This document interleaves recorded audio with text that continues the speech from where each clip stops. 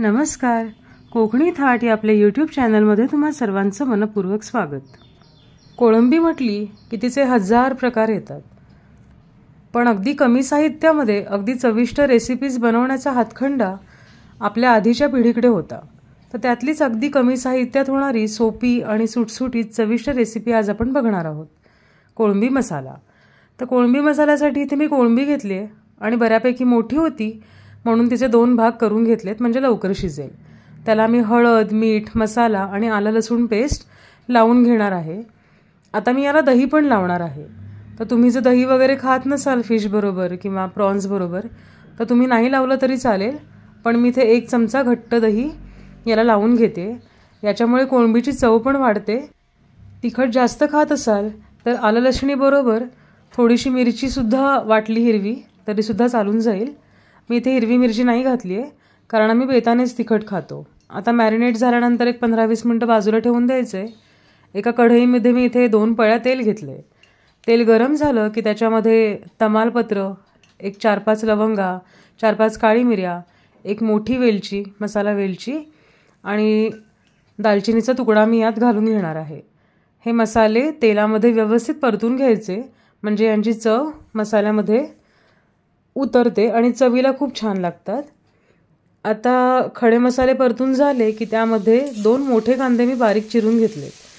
तर या जी आपण कोळंबी मसाला करतो तर या रेसिपीसाठी कांदा बऱ्यापैकी जास्त घ्यायचा आहे कारण ग्रेव्हीसाठी हाच एक बेस आहे. आपण वाटप वगैरे नाही लावत आहोत खोबऱ्याचं, त्याच्यामुळे बेस करण्यासाठी इथे कांदा आणि टॉमॅटो याच गोष्टी आहेत. तुमच्याकडे जर वाटण तयार असेल तर या सुक्या कोळंबीसाठी तुम्ही वाटपसुद्धा एखादा चमचा वापरू शकता. त्यानेसुद्धा चव खूप चांगली एन्हान्स होते.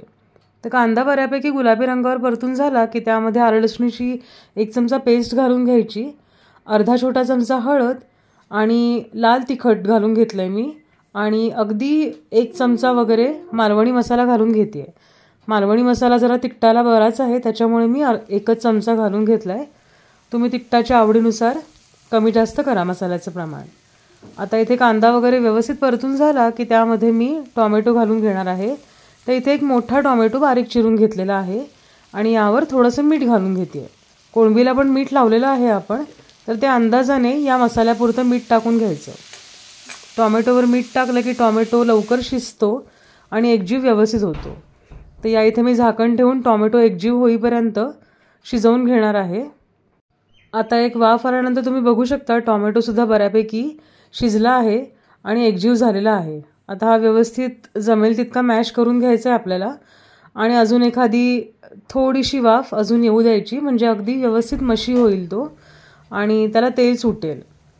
तर दुसरी वाफ आल्यानंतरसुद्धा तुम्ही बघू शकता अगदी 2-2 मिनटाच्या वाफ आहेत म्हणजे अगदी काही मोठं 5-5 मिनटं वगैरे ठेवायचं असं नाही. तर तेल सुटलेलं आहे कांदा आणि टॉमॅटोच्या या मिश्रणाला. आत्ता आपण याच्यामध्ये 1 चमचा मी वाटप घालून घेते आहे. तर हे माझ्याकडे भाजकं वाटप जे नेहमी आपण वापरतो कांदा, खोबरं, आलं लसूण आणि कोथिंबिरीचं तेच आहे. तुम्हाला जर वाटलं तर तुम्ही यात घालू शकता, नाहीतर नाही घातलं तरीसुद्धा चालेल. नुसतीसुद्धा कोळंबी कांदा टॉमॅटोवरची खूप छान लागते. आणि इथे अर्धा चमचा मी गरम मसाला घालून घेते. याच्यामुळे सुद्धा चव खूप छान येते कोळंबीची.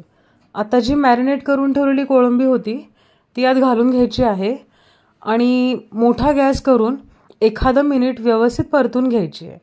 अशा प्रकारे कोळंबी परतली की ती हळूहळू आकसायला सुरुवात होते म्हणजे ती लवकर शिजते.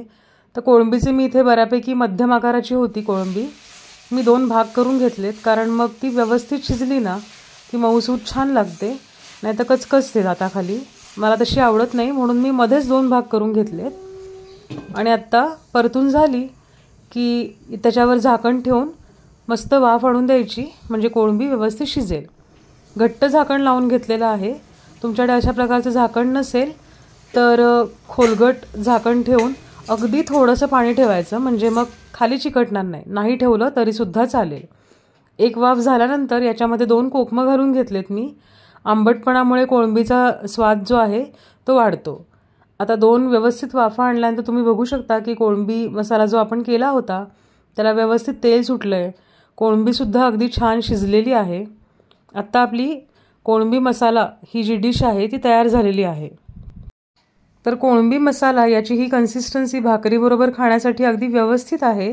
पण तुम्हाला जर अगदी सुकं हवं आहे, खडखडीत करायची आहे, तर झाकण न ठेवता 1-2-3 मिनटं व्यवस्थित परतून घ्यायची, म्हणजे अगदी खडखडीत सुकी होते आणि कोळंबी तवा मसाला वगैरे जो आहे ना त्या प्रकारे ही डिश तयार होते.